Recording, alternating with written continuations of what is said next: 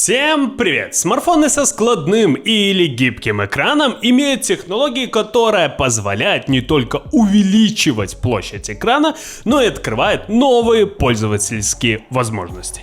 И вот в этом месяце многочисленные производители смартфонов выпустят сразу несколько моделей, которые будут оснащены этим, можно сказать, чудом инженерии. На слуху, конечно же, компания Samsung. От нее мы получили Galaxy Z Fold 4 и Galaxy Z Flip 4.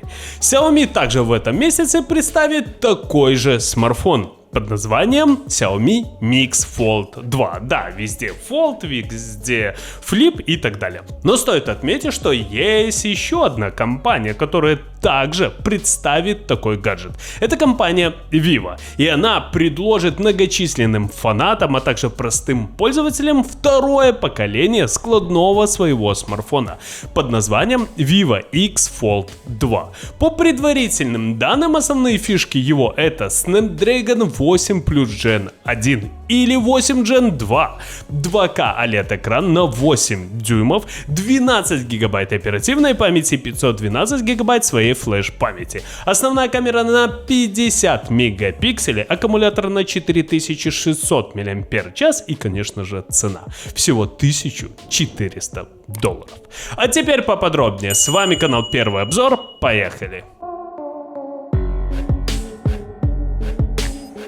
Есть такой очень известный, авторитетный китайский инсайдер под ником Digital Chat. Напоминаю, он первым точно сообщил характеристики и даты выхода таких смартфонов, как Redmi K50 и Xiaomi 12. И вот этот дядька на днях рассказал, что второй складной экран смартфона Vivo X Fold 2 будет идти с ультразвуковым отпечатком пальца.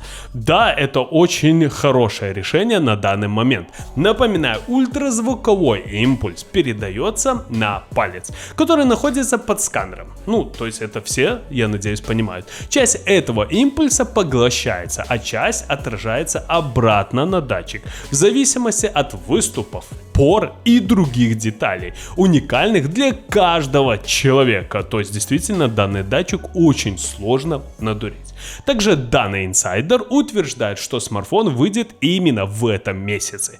Как мы помним, в апреле 2022 года был выпущен складной смартфон Vivo X Fold на однокристальной системе от компании Qualcomm, а именно Snapdragon 8 Gen 1. А вот второе поколение смартфона получит процессор также от компании Qualcomm, а именно Snapdragon 8 Plus Gen 1. По словам компании Qualcomm, версия Plus обеспечивает на 10% более высокую производительность процессорных ядер, на 10% более высокую тактовую частоту графики и, главное, потребляет на 15% меньше энергии, обеспечивая почти час дополнительного времени без подзарядки в игровом режиме или в режиме просмотра соцсетей. Также есть предположение, что гаджет может получить и Snapdragon 8 Gen 2. Да, это очень круто будет. Но более точно мы узнаем это ближе к презентации. То есть некоторые люди говорят, что 8 Gen 2, некоторые, что 8 плюс Gen 1. То есть узнаем чуть-чуть попозже. Смартфон будет оснащен двумя экранами OLED с частотой 120 Гц. Первый выступает на 8 дюймов 2К, второй будет на 6,5 дюйма Full HD+. Для многих людей данная технология, я имею в виду OLED, это большой минус. Но стоит отметить, что есть множество плюсов. Основное это, конечно же, насыщенность цветов. Если вам важно качество изображения, то выбирайте смартфон с OLED экраном. У такого дисплея цвета будут насыщенными и яркими, в отличие, конечно же, от IPS. Совершенно точно основная камера получит датчик разрешением 50 мегапикселей. Камера будет настроена совместно с компанией Zeiss. А это, напоминаю, немецкая компания, специализирующаяся в области оптики. Основана как мастерская по производству точной оптики немецким изобретателем Карлом Цейсом. Данная компания имеет высокую репутацию на рынке оптики. Аккумулятор получит емкость 4600 мАч или 4800 мАч. Поддержка быстрой зарядки на 80 или 120 Вт. Смартфон можно зарядить на 100% всего за 32 минуты. Предположительная автономность новинки составляет до 7 часов гейминга, до 52 часов прослушивания музыки в наушниках или до 13 часов просмотра видео. То есть действительно очень и очень хороший результат, если учитывать форм-фактор данного смартфона.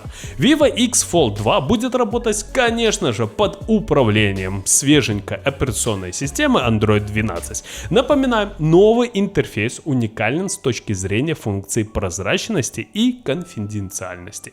При включении функции конфиденциальности вы можете легко проверить, когда и где использовалась ваша камера и микрофон. То есть все тут можно проверить, и никогда вас никто не прослушает без вашего ведома.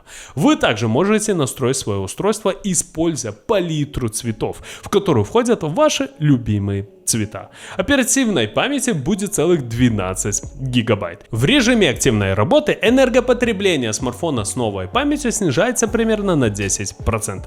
В режиме сна дела обстоят еще лучше благодаря новому режиму глубокого сна, который гарантирует, что память потребляет на 40% меньше энергии в режиме ожидания. То есть действительно очень хороший результат. Флеш памяти будет 512 гигабайт UFS 3.1. Напоминаем, эта модификация добавляет энергонезависимый буфер NAND, нужный для увеличения скорости записи, а также функцию, помогающую переводить накопитель в режим сна. Также, что немаловажно, накопитель может информировать другие комплектующие о тротлинге, что позволяет системе оптимизировать производительность при перегреве. То есть все продумано, все на высшем уровне. Ну что же, ребята, на мой взгляд, данный смартфон заслуживает внимания. Действительно, это так, потому что сейчас все почему-то производители кинулись на данные гаджеты. Я имею в виду раскладушки и так далее с, можно сказать, с планшетным экраном. Почему эти смартфоны не так популярны? Потому что не каждый пользователь хочет носить у себя в кармане, можно сказать, толстый смартфон, а потом разлаживать его перед кем-то и использовать его как планшет. Да, это такое, можно сказать, не супер популярный продукт, но все же люди есть, покупатели и есть. И вот компания Vivo выпустила первую версию данного смартфона, а сейчас нам стоит ждать вторую версию данного смартфона. Но самое главное, что вы можете заметить, что в данные смартфоны стараются все производители поставить топовую начинку, поставить все самое лучшее, которое есть сейчас на рынке. То есть действительно эти смартфоны не псевдо-флагманы, это действительно очень и очень хорошие гаджеты, которые вам могут предложить, ну, скажем, прямо топовые технические характеристики за небольшую сумму. $1400 за Vivo. Это, ну, не, скажем, прямо большая сумма, если учитывать, какой смартфон в итоге вы получаете.